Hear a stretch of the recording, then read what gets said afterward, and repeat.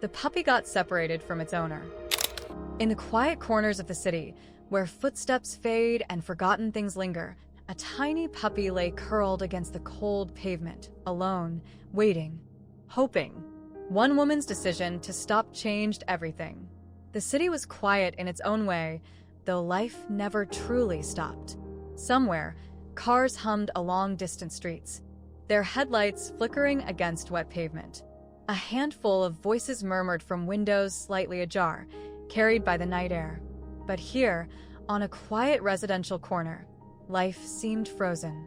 The alley remained untouched, a place where time stood still, where forgotten things lay waiting. Fallen leaves had gathered into small clusters, swirling as the occasional breeze danced through.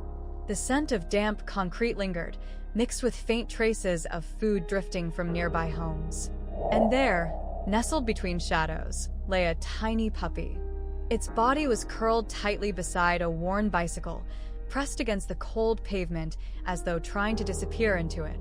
It was easy to overlook, just another shape among the scattered debris of the street. Most people hurried past, oblivious to its presence. Some noticed but hesitated, uncertain whether to stop, uncertain whether it was their place to intervene. But then, a woman, returning home from work, slowed her steps. She had seen something, a small, unmoving figure blending into the grayness of the pavement, barely distinguishable from the scattered leaves. Her heart clenched as she knelt down, studying it closer. "Where did you come from?" she murmured, reaching out hesitantly. The puppy remained still, watching her with deep, solemn eyes filled with an unspoken sadness, heavy with quiet pain. It did not whimper. It did not try to run. It simply lay there, as if waiting for something, someone, who might never come. She frowned, biting her lip in hesitation. It looked clean enough. Not like a stray that had lived on the streets for long. Had it gotten lost? Had someone abandoned it? She debated what to do. If this puppy belonged to someone, perhaps it would find its way home soon. Maybe its owner was nearby, searching. "I'll come back tomorrow," she decided, standing up reluctantly. And she did. But when she walked down the same road the following evening, her heart sank. The puppy was still there. The decision to help. This time, it lay curled against a low wall, unmoved, exactly where she had left it. Her concern deepened. "You're still here?" she whispered, kneeling beside it once more. The puppy lifted its gaze, but there was no excitement in its expression. No sign of relief. Just quiet resignation.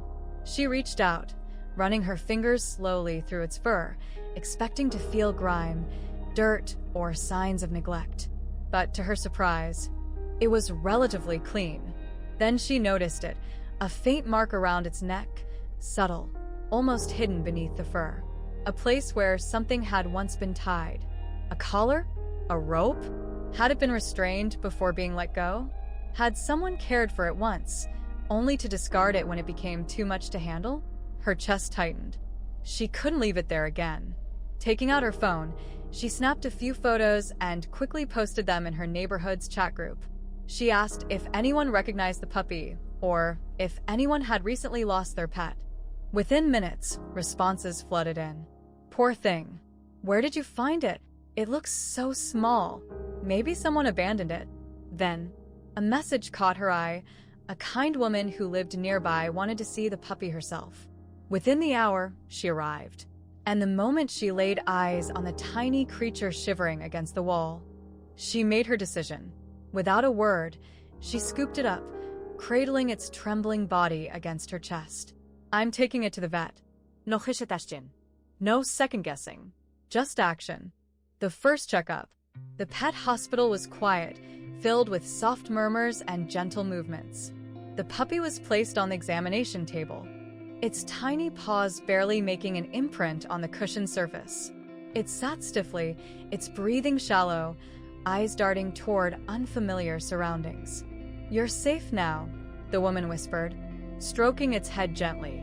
The vet approached with cautious movements, inspecting its ears, temperature, weight, and overall condition. The puppy did not resist, did not struggle, only sat motionless, as if unsure of what was happening. Then came the blood tests. The results arrived quickly.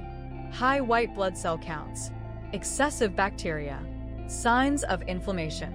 It wasn't life-threatening, but it was clear the puppy had endured too much cold, too much exposure, too much time alone. The woman frowned, concern deepening. What happens next? The vet sighed. Medication, antibiotics, monitoring. It will need care for at least a few weeks. The news spread through the neighborhood chat, with messages pouring in, people offering support, checking for updates, donating for expenses. For now, the puppy remained in a small cage with a cushion, curling into itself, still timid but finally protected from the outside world. Recovering, but still afraid. Days passed. The puppy slowly gained energy, its movements less hesitant, its posture steadier. It began eating more, responding when spoken to. Yet, something lingered in its gaze. A shadow of fear. It played with toys occasionally, biting gently, nudging a fabric ball. But more often, it simply stared off into the distance. It was healing from physical wounds. But emotional wounds take longer to fade.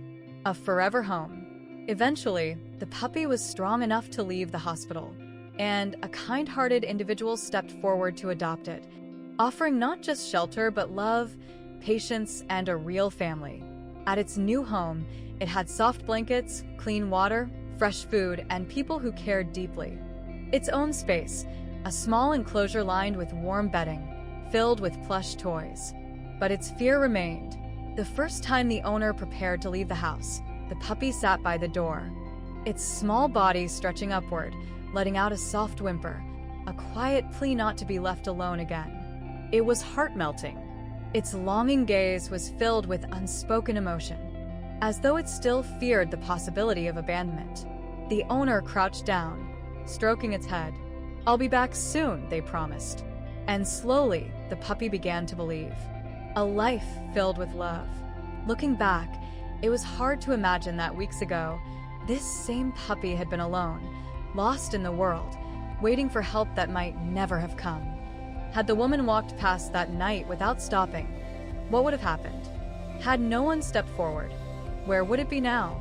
But here it was, warm, loved, safe. It had been lost. It had been found. And now it was home. Because sometimes, all it takes is one act of kindness to change a life forever. If this puppy wrote a diary, what do you think its first entry would say?